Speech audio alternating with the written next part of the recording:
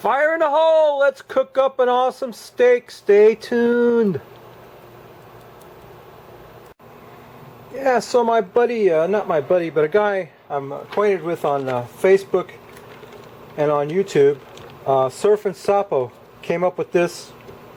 He researched, he did a little research on the internet. He came up with this marinating process for steak, where you put, this is fish sauce, and it's made in Thailand. This is shrimp brand fish sauce, but its ingredients are anchovy extract, 70%, salt, sugar, flavor enhancer, which is MSG.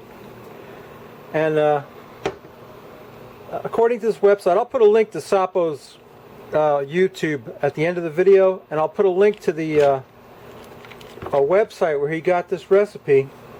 What I got here is a New York strip steak, and I put it in a Ziploc bag, and I got all the air out of the bag by submerging it in water. And then I put about a quarter cup of fish sauce in the bag, and you see it's kind of aged that steak. It's kind of got a, you know, the aging process look to it, but it's not really dry aged. It's I guess you'd call it wet aged. Anyway, that anchovy sauce, that fish sauce, is really how you say, salty. So what we're going to do is get that out of there and put it in this pan. And I'm not going to put any more salt on it, but I am going to pepper it real good with some cracked black pepper. I meant to pat it dry and I didn't, but that's okay. I'm going to get some cracked black on there, both sides.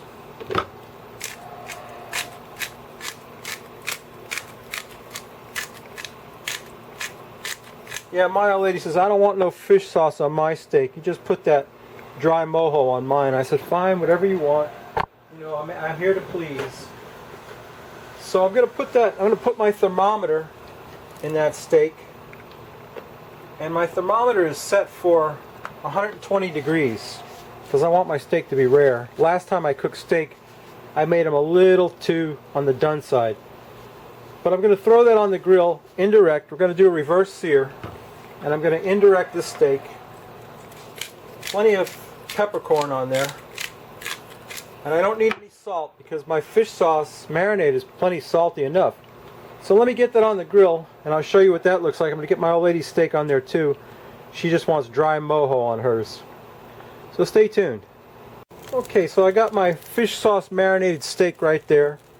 And I got my old lady's dry mojo steak right there. And we're going to cook them indirect until the internal temperature comes up to 120, and then we're going to reverse sear them on the hot coals. So that's going to give us plenty of time to drink a beer, and I got a special beer for myself tonight, and I'm ready to drink it. So stay tuned. We'll come back with the Frosty Root Boy mug and do the beer thing, so please stay tuned. Okay, there's the insanely Frosty Root Boy mug, and here's today's beer. A beer I've been wanting to try for a long time. This is Abita Andigator, which is a Helles Doppelbock, and it's 8.0 ABV, so it's quite a high ABV. A Doppelbock, a double Bock beer. So I can't wait to try it. Abita is my favorite brewing company. You know, they're American brewers. They're out of Louisiana, and they're great. They make some great beers, and this is one of them, I think.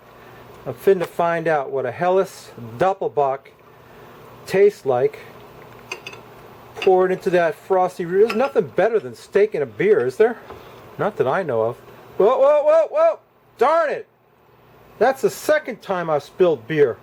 I need to be spanked. Any of you young lovely ladies out there want to spank me for spilling beer? I think we could get down with that. Anyway, yeah, there's my beer. I gotta scoop up a mess here. Can you believe I did that? I spilled beer. I should be flogged. Wow. Second time I've done that this year. Yeah, 8% ABV. That sounds good. Look at the head on that roll. That's just what you like. Isn't that like the perfect mug of beer right there? Let's take a sniff of that. It's got overtones of different flavors that I really can't pin down with my uneducated nose. Got a beautiful golden color. Let's quaff the froth off and see how it tastes.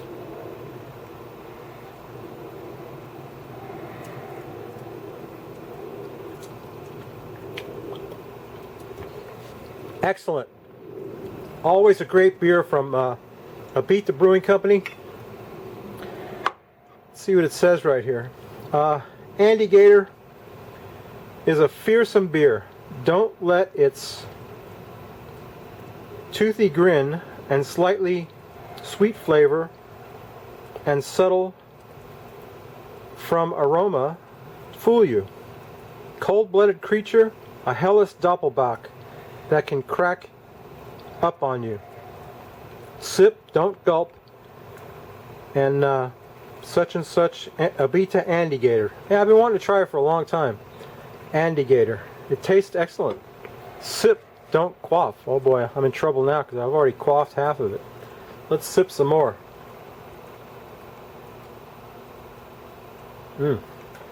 Excellent. Well, my steak's up to 99 degrees. It's got to come up to 120. And I forgot to mention that that steak's been in that fish sauce for 3 days in the refrigerator. That's what it calls for. And you go on that website, you'll see how to do it. And also, Sapo did a video of it too. So when you go on his YouTube channel, you can see his version of this. But anyway, yeah, we're getting ready to pull that steak off there and do the sear. So please stay tuned. Okay, so my steak's up to 120. Time to take the probe out and do the sear. There goes my thermometer. So we're going to get them on there and sear them up. One side,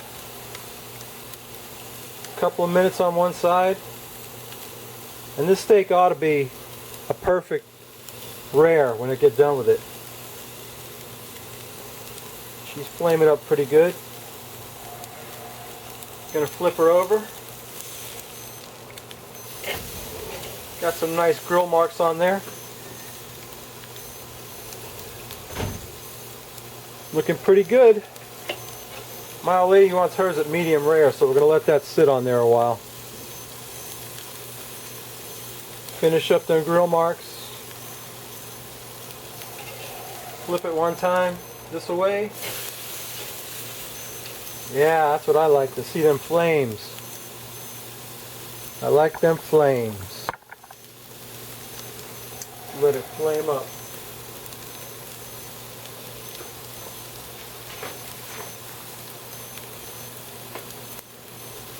Yeah, we're searing it up, baby. Sear it up in the other direction a little bit. Looking good. Looking like a steak should. Yeah, that's what I like. Fire and smoke.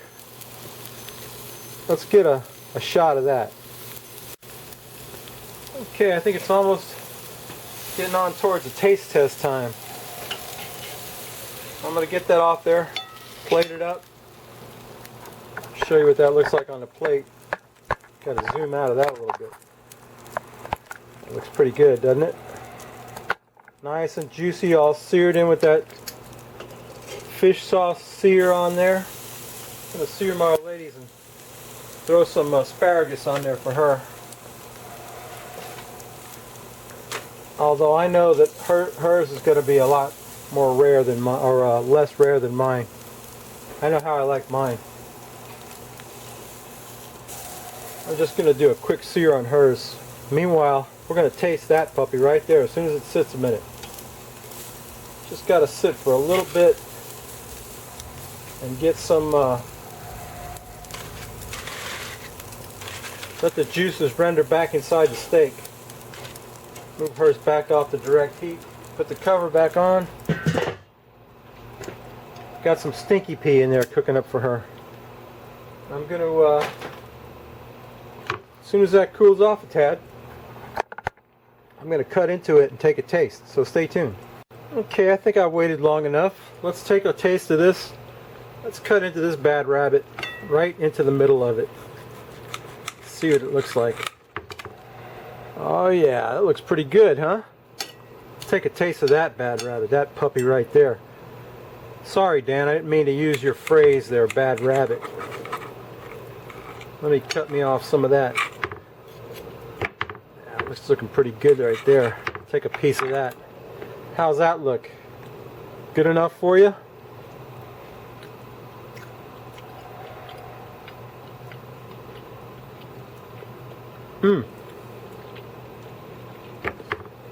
That's excellent. That is really good. It doesn't need a bit of salt. The fish sauce is salty enough. And the dry aging process, you see where it's kind of penetrated the meat a bit? The middle's still kind of rare.